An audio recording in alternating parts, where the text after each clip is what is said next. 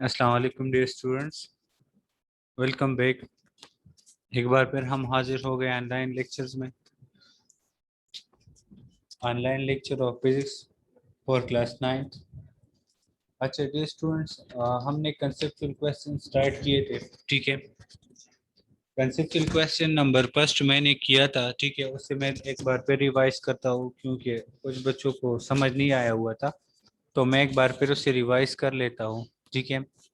अच्छा स्टूडेंट्स, देख लिए यहाँ पे आज हमने कंसेप्चुअल क्वेश्चंस करने हैं। परसों हमने एमसीक्यूज किए थे और फर्स्ट नंबर कंसेप्चुअल क्वेश्चन किया था। ठीक है, अब कंसेप्चुअल क्वेश्चन और शॉर्ट क्वेश्चन को या आपसे पूछ ले कि आप कि शॉर्ट क्वेश्चन क्या है या कंसेप्चुअल कंसेप्चुअल निकला है कंसेप्ट से, कि आप लोगों का कंसेप्ट क्लियर है इस टॉपिक पे या नहीं।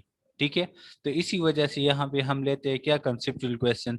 तो इसी शॉर्टली हम शॉर्ट क्वेश्चन भी कह सकते हैं कि ठीक है, क्योंकि ये लॉन्ग क्वेश्चन की तरह लेंथी नहीं होते। अच्छा डियर स्टूडेंट्स, हमने परसों एमसीक्यूज किए थे। ठीक है, MCQs of unit number for page number 200 and sorry page number 126। ठीक है। अच्छा, पेज नंबर 127 पे जो कंसेप्चुअल क्वेश्चन है उसी की तरफ आप लोग आ जाए। ठीक है, अगर किसी के पास नोट्स मौजूद है, ठीक है, किसी के पास नहीं, हर एक के पास नोट्स होंगे, तो वो अपने नोट्स ओपन कर दे।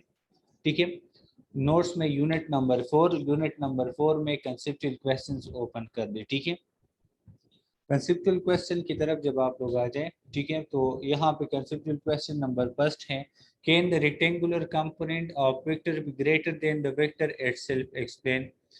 क्या रेक्टेंगुलर कंपोनेंट एक वेक्टर के रेक्टेंगुलर कंपोनेंट, वेक्टर कौन से वेक्टर, फोर्स की हम बात कर रहे हैं। ठीक है, इस यूनिट में हम बात कर रहे थे किस चीज के बारे में, फोर्स के बारे में। ठीक है, can the rectangular component of A vector B greater than the vector itself.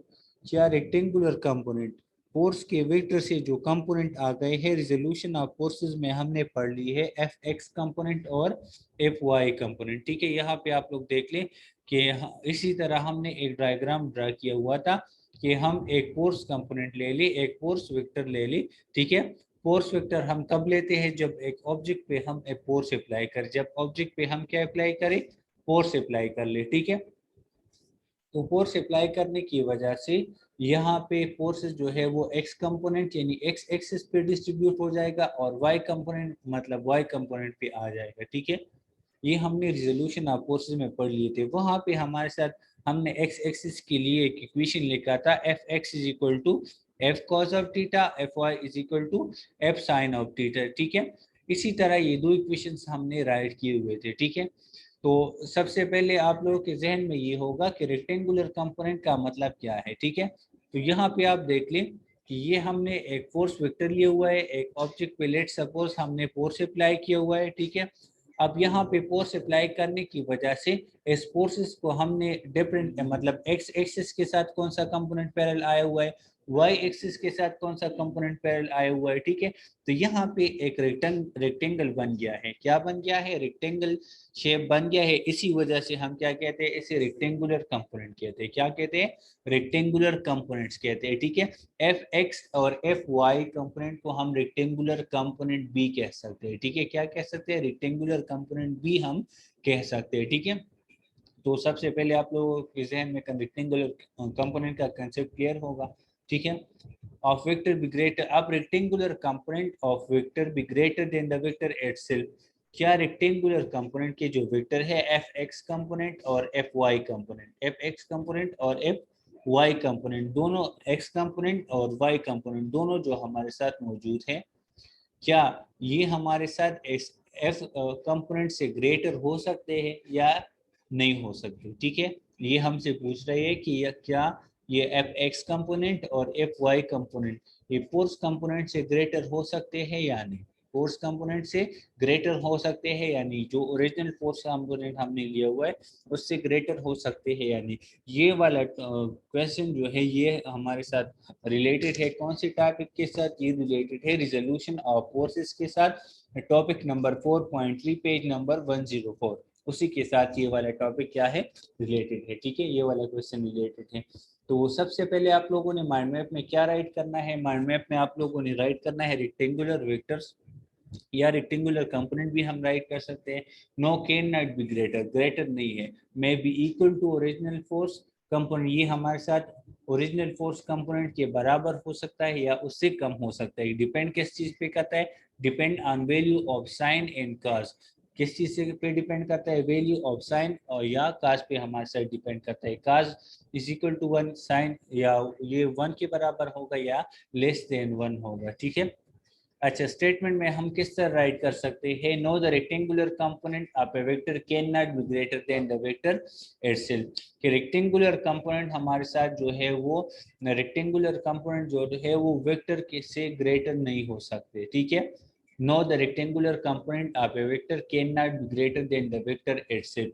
मतलब ये एफ एक्स कंपोनेंट और एफ वाई कंपोनेंट ये एफ कंपोनेंट से ग्रेटर नहीं हो सकते, ये एफ कंपोनेंट से ग्रेटर नहीं हो सकती। हम किस तरह एक्सप्लेन कर सकते हैं? Let us consider the given figure in which a force F is exerted into its component Fx and Fy।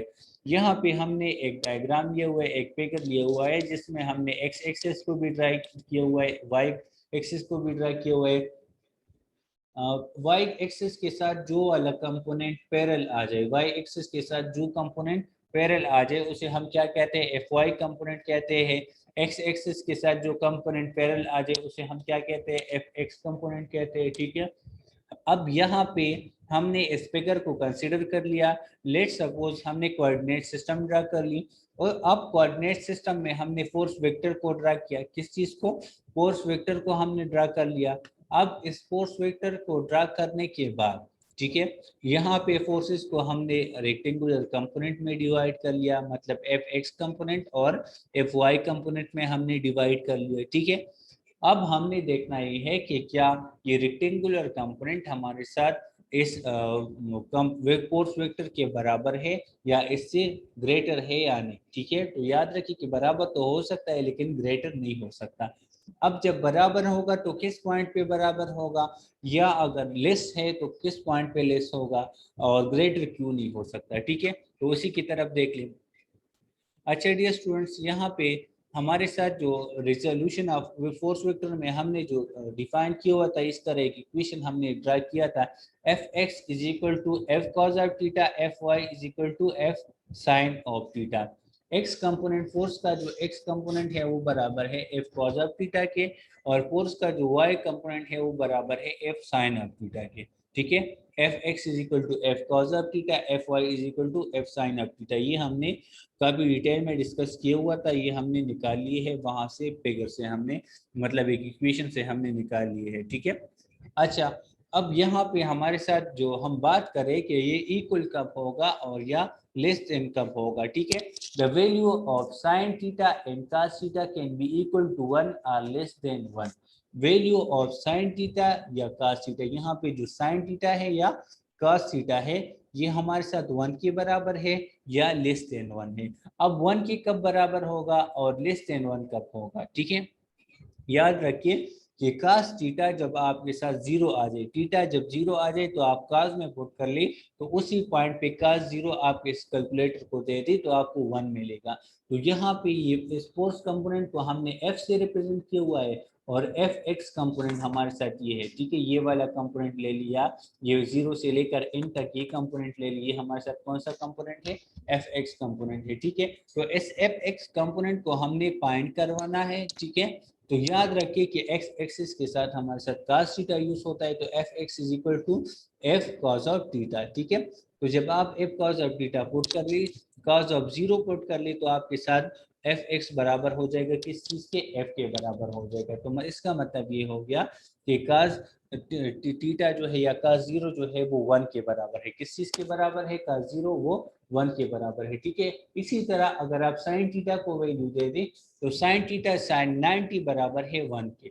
इसी तरह फिर y कंपोनेंट f के बराबर हो जाएगा कब? जब एंगल आपके साथ 90 डिग्री बन जाए। ठीक है। The value of sine theta and cos theta can be equal to 1 और less than 1। Value of cos theta या sin थीटा वो 1 के बराबर होगा या 1 से लेस होगा। It can not be greater then 1, लेकिन ये 1 से ग्रेटर नहीं हो सकता। अब आपके जहन में क्वेश्चन आएगा K1 से क्यों ग्रेटर नहीं हो सकता, क्योंकि यहाँ पे आप देख ले कि यहाँ पे हमने कोऑर्डिनेट सिस्टम लिया हुआ है। अब यहाँ पे जो टोटल एंगल बन रही है वो 90 डिग्री एंगल है। तो साइन 90 बराबर है किस चीज के, साइन 91 के बराबर है। लेकिन यहाँ पे हमारे साथ जो एंगल आई हुई है या एंगल आती है तो वो साइन 90 से कम है, मतलब वो 90 से कम आएगी। ठीक है, तो जब एंगल साइन 91 के बराबर है तो इसी तरह साइन 70, 40, 50, 45 तो वो 1 से लेस होगा।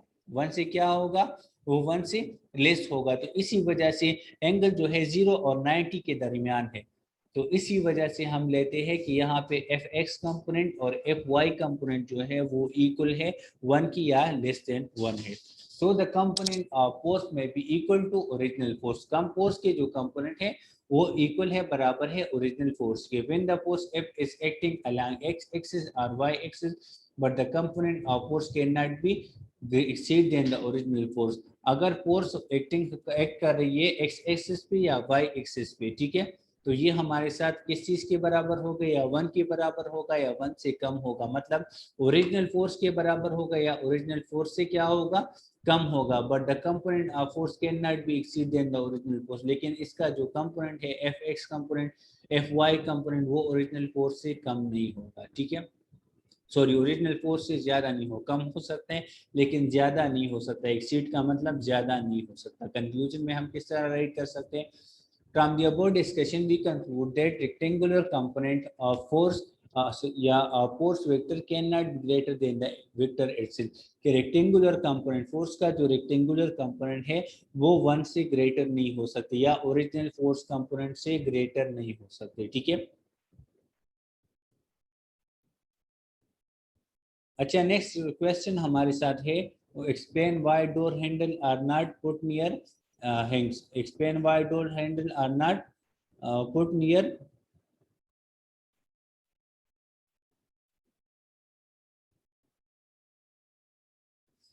Explain why door handle are not put near hinges. ठीक है, डोर का जो हैंडल है वो हम मतलब हैंग्स के करीब क्यों नहीं रख सकते। ठीक है, मतलब आप जिस पॉइंट से डोर को ओपन कर रहे हैं, ठीक है, हम जिस पॉइंट से डोर को ओपन कर रहे हैं, ठीक है, उस पॉइंट को आप बिल्कुल एक्सिस के साथ रख दें। जहाँ पे हमारे साथ ये वो डोर जो है वो रोटेट हो रही है, तो आप लोगों से क्वेश्चन में पूछ रही है एक्सप्लेन, एक्सप्लेन करें हम क्यों डोर का जो हैंडल है वो डोर जिस पॉइंट से रोटेट होता है उसी पॉइंट के करीब नहीं रखते। ये वजह क्या है कि हमारे साथ जो डोर का जो हैंडल है, हैंडल का मतलब जिस पॉइंट से हम डोर को ओपन कर लेते हैं, ठीक है, उस ओपन पॉइंट को यानी डोर का जो हैंडल है इसे हम हैंग का मतलब क्या, जहां से ये रोटेट हो रही है, ठीक है, तो उस रोटेशन पॉइंट से हम दूर क्यों रखते हैं, रोटेशन पॉइंट के करीब हम क्यों नहीं रखते, वजह क्या है इसे एक्सप्लेन कर दे। ठीक है, तो यहाँ पे हमारे साथ आप राइट कर ले, door handle are sorry are not put near hinges, यहाँ पे ये आउट है लेकिन ये एक्चुअली है पुट। ठीक है, डोर का जो हैंडल है वो हम हैंग्स के करीब नहीं रखते, क्यों नहीं रखते, ड्यू टू टार्क। ठीक है, टार्क की वजह से, क्योंकि टार्क में हमारे साथ टार्क का जो इक्वेशन है वो डिपेंड कर रहा है tau is equal to R cross F. Torque is directly proportional to moment arm. अगर आपके साथ मोमेंट आर्म ज्यादा है तो ऑब्जेक्ट में टार्क ज्यादा क्रिएट होगा, क्योंकि टार्क डायरेक्टली रिलेटेड है मोमेंट आर्म को। ठीक है, मोमेंट आर्म क्या है, distance from hangs to handle, distance from hangs to handle या distance from axis of rotation to handle is called what, is called moment arm. ठीक है, put away to apply less force and produce more torque. अगर हम ज्यादा torque create करना चाहते हैं, ठीक है, तो इस डोर के हैंडल को मतलब एक्सिस से लेकर हैंडल तक हम हमारे साथ जो मोमेंट आर्म होगा वो क्या होगा, ग्रेटर होगा, मतलब हैंडल को हम दूर रखेंगे। ठीक है, पुट अवे का मतलब क्या है, पुट अवे इसी का मतलब ये है कि हम हैंडल को दूर रख लेते हैं। ठीक है, स्टेटमेंट में हम किस तरह राइट कर सकते हैं, as we know that torque and moment arm are directly related, that's why door handle are not put near hinges. हम जानते हैं कि टार्क और मोमेंट आर्म का एक दूसरे के साथ जो रिलेटेड रिलेशन है वो क्या है, वो है डायरेक्ट रिलेशन है। टार्क और मोमेंट आर्म का एक दूसरे के साथ रिलेशन क्या है, डायरेक्ट रिलेशन है। ठीक है, इसी वजह से डोर का जो हैंडल है उसे हम हेंस के करीब नहीं रखते, ठीक है। हेंस का मतलब क्या, बार बार मैं कह रहा हूँ, एक्सिस ऑफ रोटेशन, जिस पॉइंट से ये डोर रोटेट हो रहे, ठीक है, उसे हम क्या कहते हैं, हेंस कहते हैं, ठीक है। एक्सप्लेनेशन में हम किस तरह राइट कर सकते हैं, from the formula of torque, torque की डिफिनीशन से या टार्क की फार्मूला से हम राइट कर सकते हैं, tau is equal to R F sine of theta, torque is equal to R F sine of theta, torque बराबर है R F sine of theta, ठीक है। यहाँ पे टार्क की तरफ देख ली, यहाँ पे आपके साथ मौजूद है मोमेंट आर्म, ठीक है। मोमेंट आर्म क्या है, मैं एक बार फिर बता दूं कि हैंडल से लेकर एक्सिस ऑफ रोटेशन तक जो डिस्टेंस है उसे हम क्या कहते हैं, या जिस पॉइंट पे हम फोर्स अप्लाई करते हैं उसी पॉइंट से लेकर एक्सिस ऑफ रोटेशन के पॉइंट तक हमारे साथ क्या है, मोमेंट आर्म है, ठीक है। ये जिसे हम आर से रिप्रेजेंट करते हैं। The equation for torque show that torque is directly proportional to moment arm, torque की इक्वेशन से हमें पता चलता है कि टार्क जो है वो डायरेक्टली रिलेटेड है मोमेंट आर्म से। Greater the moment arm larger will be the torque and less force will be needed. अगर हमारे साथ ग्रेटर मोमेंट आर्म है, ठीक है, अगर मोमेंट आर्म हमारे साथ ग्रेटर है, ठीक है, distance from hinges to applied force, जहां पे हम फोर्स अप्लाई कर रहे हैं वहां तक जो डिस्टेंस है वो अगर ग्रेटर है तो हमारे साथ ज्यादा टार्क क्रिएट होगा and less force will be needed, और हमारे साथ कम फोर्स की जरूरत होगी, ठीक है। So for easy rotation of door by applying less force door handle are put away from the hinge. अब पर so for easy rotation of the door, easy rotation कीजिए, डोर की इजीली रोटेशन कीजिए, ठीक है। डोर को easily rotate करने के लिए हमारे साथ लेस फोर्स रिक्वायर्ड होगा, कब, जब हम डोर के हैंडल को हैंग से दूर रख दें, ठीक है। At door handle are put near hinge, अगर डोर के हैंडल को हम एक्सिस ऑफ रोटेशन के करीब रखते, then larger force is needed for door to be rotated with which is difficult. अगर हम डोर को हैंग्स के से दूर रखते, ठीक है, डोर्स को हम हैंग से क्या रखते, दूर रख दें, तो sorry, if door handle are put near, अगर हम डोर के हैंडल को करीब रखते, एक्सिस ऑफ रोटेशन के करीब रखते, तो टार्क लेस टार्क क्रिएट होगा, ज्यादा फोर्स रिक्वायर्ड होगा। क्यों ज्यादा फोर्स रिक्वायर्ड होगा, क्योंकि मोमेंट आर्म क्या है, स्मॉलर है। जब मोमेंट आर्म स्मॉलर हो जाए तो ज्यादा फोर्स रिक्वायर्ड होगा, ज्यादा फोर्स रिक्वायर्ड होने की वजह से ये डोर जो होगा वो इजीली रोटेट नहीं होगा, बल्कि ये डिफिकल्ट होगा कि ये रोटेट हो जाए, ठीक है। कंक्लूजन में हम किस तरह राइट कर सकते हैं, from the above discussion we conclude that torque and moment arm are directly related, that's why door handles are not put near hands। इस अबोव डिस्कशन से, इस सारी डिस्कशन से हमें ये पता चल सकता है कि हम टार्क ज़्यादा टार्क क्रिएट करने की वजह से हम मोमेंट आर्म जो है या डोर जो है, डोर का जो हैंडल है वो हम हैंग से दूर रख ले हैं। दूर रखने की वजह क्या है, ताकि इससे ये इजीली रोटेट हो जाए और इससे टार्क क्रिएट हो जाए, ठीक है। तो ये था हमारे साथ question number second. Question number second में एक बार फिर रिपीट कर दूं कि क्या पूछ रहे हैं, explain why door handle are not put near hinges, कि डोर का जो हैंडल है वो हम एक्सिस के करीब क्यों नहीं रखते। इसी वजह से नहीं रखते कि टार्क का मोमेंट आर्म के साथ डायरेक्ट रिलेशन है। मोमेंट आर्म क्या चीज़ है, हैंग से लेकर डोर के हैंडल तक, या हैंग से लेकर जिस पॉइंट पे हम फोर्स अप्लाई करते हैं उसी डिस्टेंस को हम क्या कहते हैं, मोमेंट आर्म कहते हैं, ठीक है। अब जब आपके साथ मोमेंट आर्म लेस होगा तो आपके साथ टार्क लेस क्रिएट होगा और फोर्स ज्यादा रिक्वायर्ड होगा, ठीक है। इसी तरह हम डोर के हैंडल को हैंग से करीब नहीं रखते, क्योंकि वहां पे फिर हमारे साथ जो होगा ज्यादा फोर्स रिक्वायर्ड होगा, और ज्यादा फोर्स रिक्वायर्ड होने की वजह से भी टार्क कम क्रिएट होगा, ठीक है। और जब का टार्क कम क्रिएट होगा तो डोर जो होगा वो इजीली ओपन नहीं होगा, इसी वजह से हम डोर हैंडल्स को दूर रख लेते हैं, ठीक है।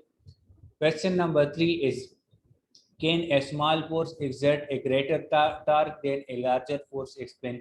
क्या smaller force, क्या एक smaller force जो है वो greater torque को exert कर सकता है ये देन ए लार्जर फोर्स से।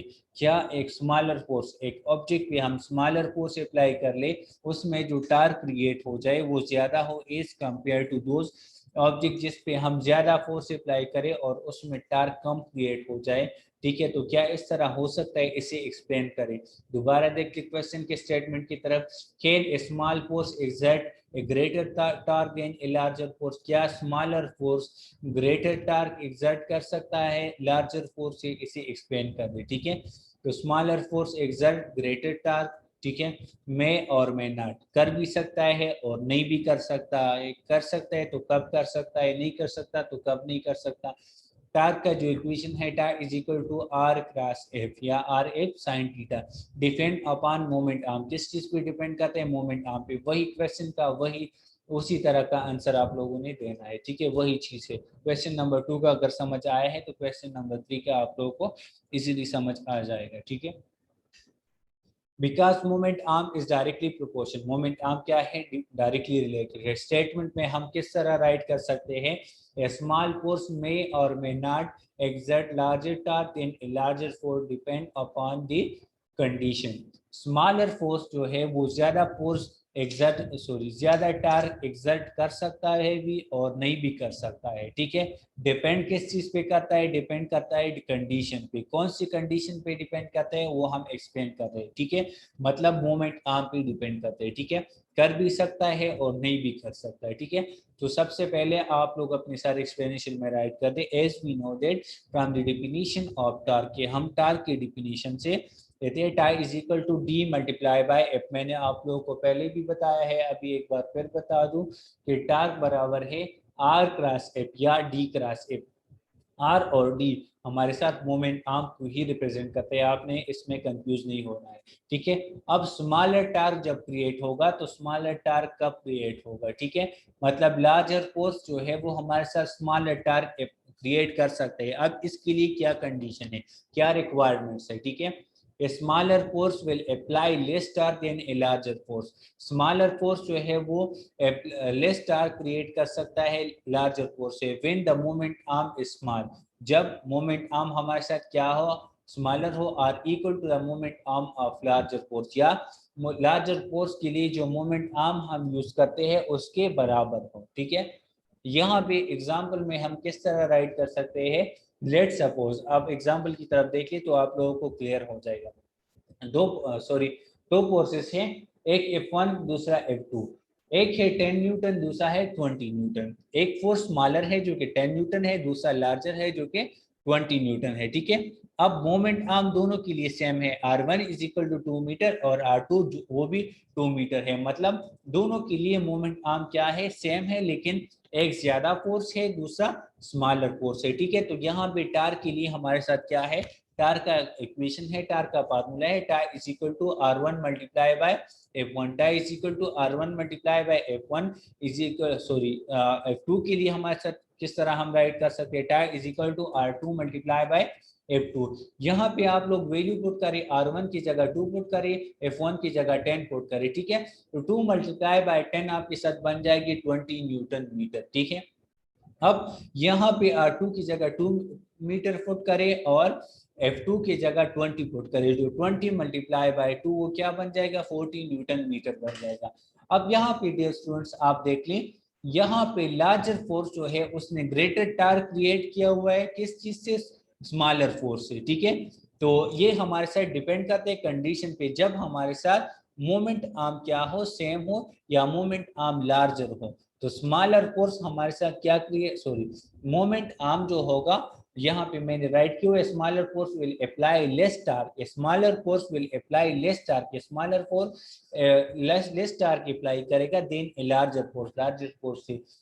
व्हेन, कब, जब the moment arm is smaller or equal to the moment arm of larger force, कि अगर मोमेंट आर्म हमारे साथ स्मॉलर हो या हमारे साथ मोमेंट आर्म बराबर हो, ठीक है, तो तब हमारे साथ स्मॉलर फोर्स जो है वो लेस टार्क क्रिएट करेगा देन लार्जर फोर्स। अब लार्जर फोर्स हमारे साथ किस तरह क्रिएट करेगा, ठीक है, कि अब लार्जर फोर्स है, ठीक है, तो अब लार्जर फोर्स में हमारे साथ किस तरह टार्क क्रिएट हो सकते हैं, यहाँ पर देख ले, a less force can produce a large torque than a larger force when the small force is applied at the large moment arm than a larger force। a less force can produce a larger torque। अब यहाँ पे अगर हम बात कर ले कि smaller force हमारे साथ ग्रेटर टार्क क्रिएट कर सकता है, ठीक है। स्मॉलर फोर्स हमारे साथ क्या, लेस फोर्स हमारे साथ ग्रेटर टार्क प्रोड्यूस कर सकता है देन ए लार्जर फोर्स से। कब, when the small force is applied, जब हम स्मॉल फोर्स को sorry when the small force is applied, जब हम स्मॉल फोर्स अप्लाई करें एट लार्ज मोमेंट आर्म। कब, जब मोमेंट आर्म क्या हो, लार्जर हो देन ए लार्जर फोर्स। तो लार्जर फोर्स से फिर वो हमारे साथ ग्रेटर फोर्स क्रिएट कर सकते हैं। कब, जब मोमेंट आर्म आपके साथ ज्यादा हो। तो यहाँ पे आप लोग आ जाए कि लेट सपोज वही उसी तरह मैंने F1 जो है वो 10 न्यूटन ले लिया, F2 जो है वो 20 न्यूटन मैंने ले लिया, ठीक है। अब यहाँ पे मोमेंट आर्म 1 जो है वो 10 मीटर है और मोमेंट आर्म 2 जो है वो 4 मीटर है, ठीक है। एक है 10 न्यूटन फोर्स, दूसरा है 20 न्यूटन फोर्स, लेकिन एक के साथ जो मोमेंट आर्म है वो 10 मीटर है, दूसरे के साथ जो मोमेंट आर्म है वो 4 मीटर है।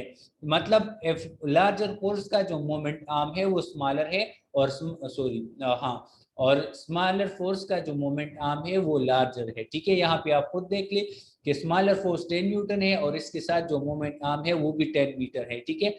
लेकिन यहाँ पे लार्जर फोर्स के साथ 20 न्यूटन फोर्स है, लेकिन यहाँ पे मोमेंट आर्म कितना है, 4 मीटर है। मोमेंट आर्म कितना है, 4 मीटर है, ठीक है। मोमेंट आर्म क्या है, स्मॉलर फोर्स से कम है, ठीक है।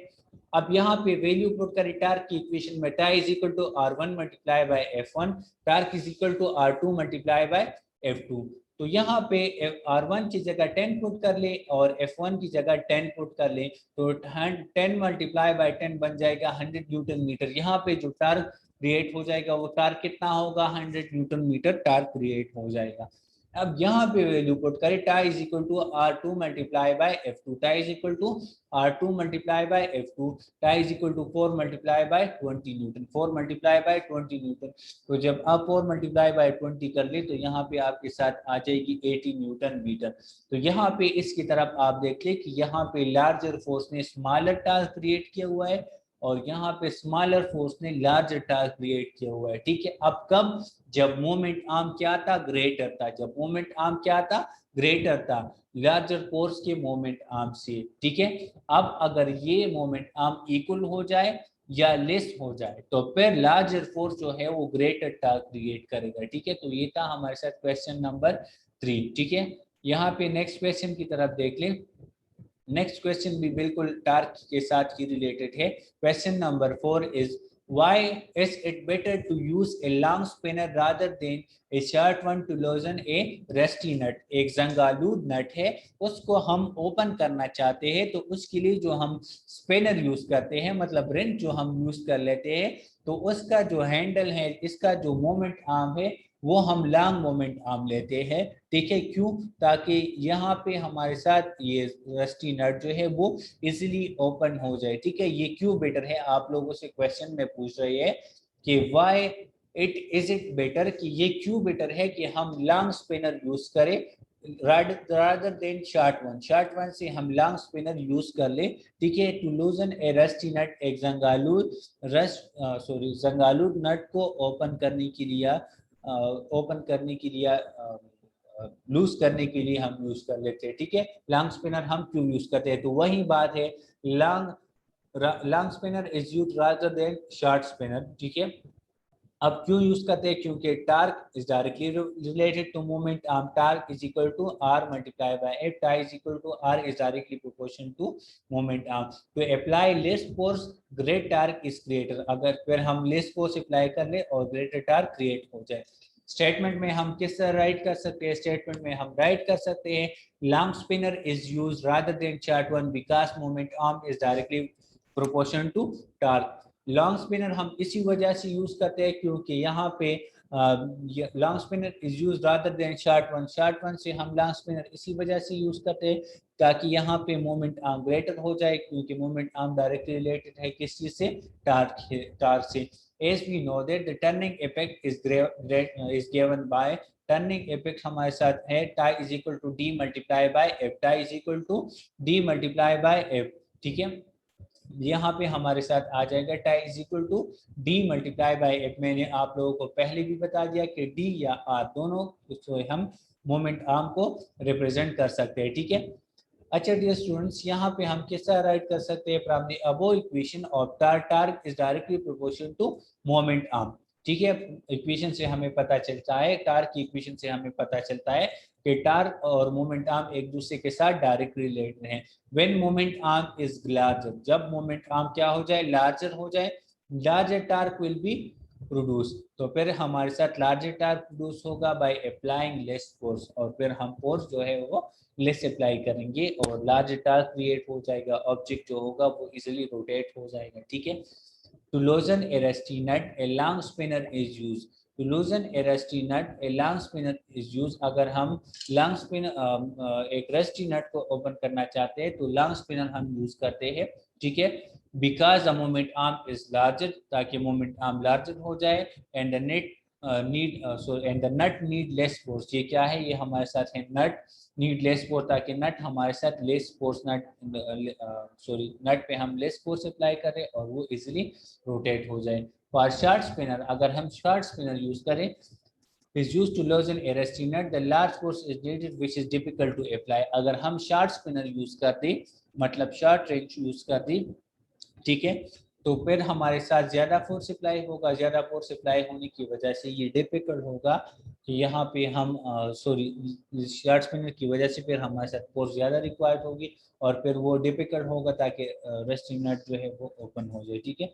तो हम कंक्लूजन में किस तरह राइट कर सकते हैं, from about discussion we conclude that to loosen a resting nut, long spinner is used because moment arm is larger and less force is needed. हम कंक्लूजन में राइट कर सकते हैं कि लॉन्ग स्पिनर हम क्यों यूज करते हैं, इसी वजह से यूज करते हैं क्योंकि मोमेंट आर्म ग्रेटर होगा। जब मोमेंट आर्म ग्रेटर हो जाए तो ऑब्जेक्ट पे लेस फोर्स रिक्वायर हो जाएगा और ऑब्जेक्ट इजीली रोटेट हो जाएगा, टार्क इजीली क्रिएट हो जाएगा, ठीक है। आज के लिए हमारे साथ इतना ही काफ़ी है क्योंकि टाइम कम है, तो आप लोग क्वेश्चन भी कर ले और अपने साथ होमवर्क नोट कर ले, ठीक है।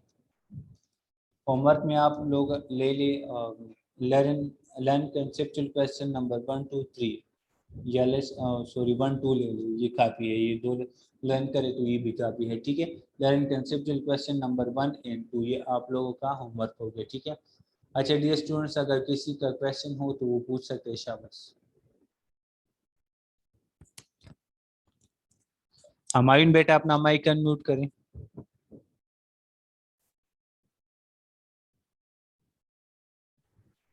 जी अस्सलाम वालेकुम। वालेकुम अस्सलाम जी बेटा।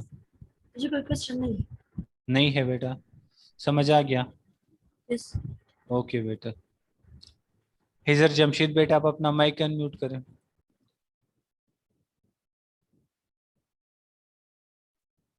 सर जी अस्सलाम वालेकुम। वालेकुम अस्सलाम जी बेटा। सर जी ये होमवर्क ज़रा दोबारा बता दें। होमवर्क में बेटा आप अपने साथ ले ली ये कंसेप्चुअल क्वेश्चन जो आज हमने कर ली, ठीक है। तो इसमें कंसेप्चुअल क्वेश्चन नंबर फर्स्ट और सेकंड आप लोग लर्न कर दी, ठीक है। Okay sir, thank you. Welcome. Jibril बेटा अपना माइक अनम्यूट करें। सर जी अस्सलाम वालेकुम। वालेकुम अस्सलाम जी बेटा। सर जी क्वेश्चन 1 में जो ये फिगर बना हुआ है इसका समझ नहीं आया। क्वेश्चन नंबर 1 में जो ये आपके साथ क्या चीज़ ओपन है वो ऑफ कर दे प्लीज। अच्छा क्वेश्चन नंबर 1 के फिगर का समझ नहीं आया, यहाँ देख ले क्वेश्चन नंबर 1 के फिगर की तरफ, ये देख ले बेटा कि वही तरह जिस तरह रिजोल्यूशन ऑफ फोर्सेस में हमने लिए थे, ठीक है। आप अपने बुक के पेज नंबर ओपन कर दे 104 या 105, हाँ 104 सॉरी 105 ओपन कर दे। इस पे फिगर नंबर 4.7 की तरफ देख ले, ये बिल्कुल ये वाला फिगर है, ठीक है। 4.7 वाला ये फिगर है, रेक्टेंगुलर कंपोनेंट्स वाला, ठीक है। तो यहाँ पे हमने फोर्स के वेक्टर को एफ एक्स कंपोनेंट और एफ वाई कंपोनेंट में रिजोल्व किया हुआ है, डिवाइड किया हुआ है, ठीक है। तो यहाँ पे आपसे क्वेश्चन में पूछ रहे हैं कि क्या ये एफ एक्स कंपोनेंट और एफ वाई कंपोनेंट इस ओरिजिनल फोर्स से ग्रेटर हो सकते हैं, तो ये ग्रेटर नहीं हो सकते, ये इसके बराबर तो हो सकते हैं लेकिन इससे ग्रेटर नहीं हो सकती। क्लियर बेटा।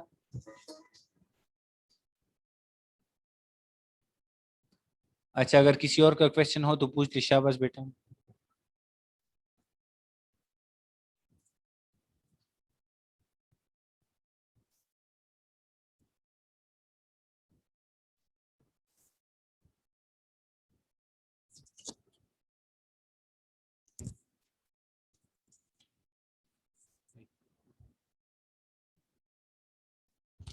अली है बेटा, अपना माइक अनम्यूट करें। सर ये क्वेश्चन नंबर 3 का थोड़ा फिर से समझाएं। Question number 3, yes sir. कौन सा वाला पॉइंट? Yes sir. अच्छा, क्वेश्चन नंबर 3 की तरफ देख ले बेटा। सर ये लार्ज फोर्स। अच्छा, लार्ज फोर्स, क्वेश्चन नंबर 3 में लार्ज फोर्स।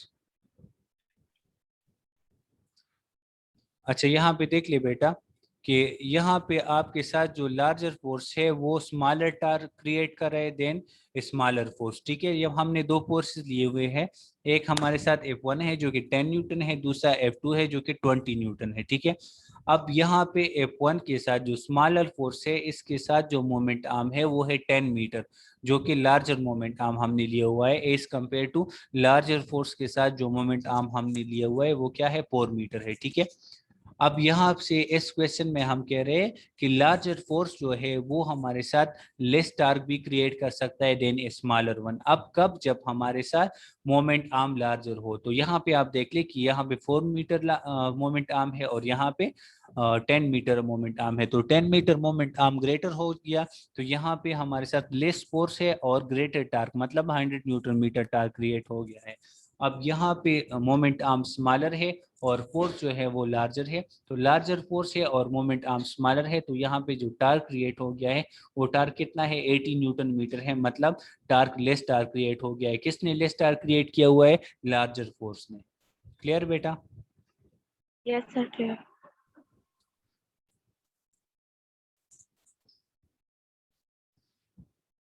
चलिए बेटा, अल्लाह हाफिज, कल तक के लिए इजाजत दे दे।